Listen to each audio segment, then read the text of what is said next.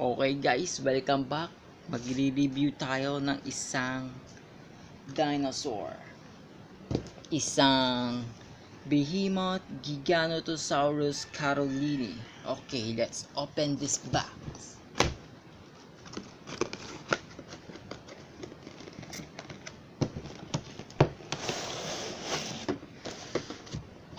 Meron po siyang ganito.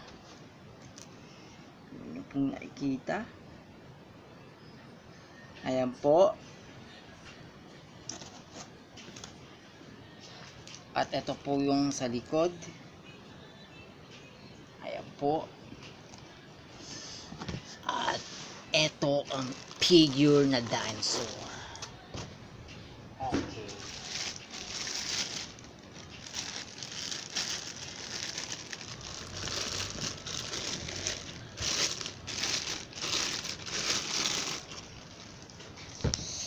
Ito po siya.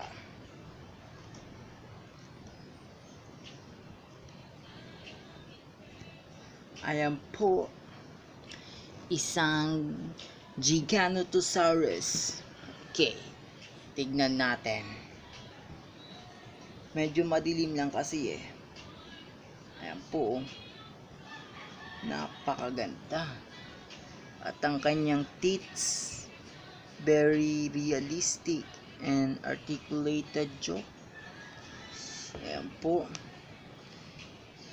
Napaka-realistic ng kanyang mouth. At yung sa kuko niya. Mukhang ganito yung sa ano eh. Ayan o.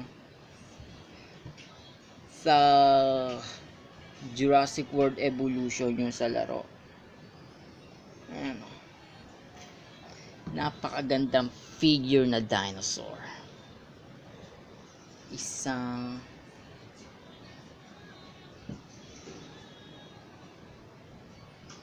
ayan po. Napakagandang figure. Okay, let's comparison to River King Tyrannosaurus. Ayan po.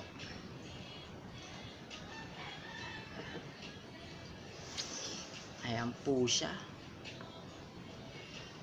Medyo mas malaki nga lang ang Giganotosaurus NANMU. Ayan.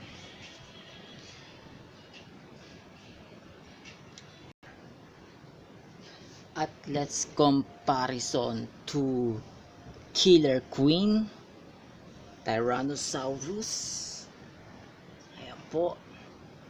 Napakaganda. Para silang sa Jurassic Park oh. Jurassic World Dominion. Ayan po. Ang ganda. Yung mga teeth nila parang tunay. Ang ganda ng paint. Ayan po. Okay. Ayan po sila. Let's measuring this dinosaur.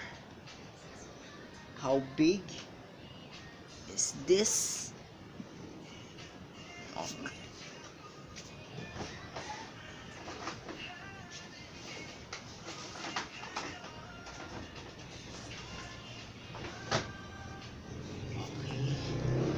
Ang haba nito ay umaabot hanggang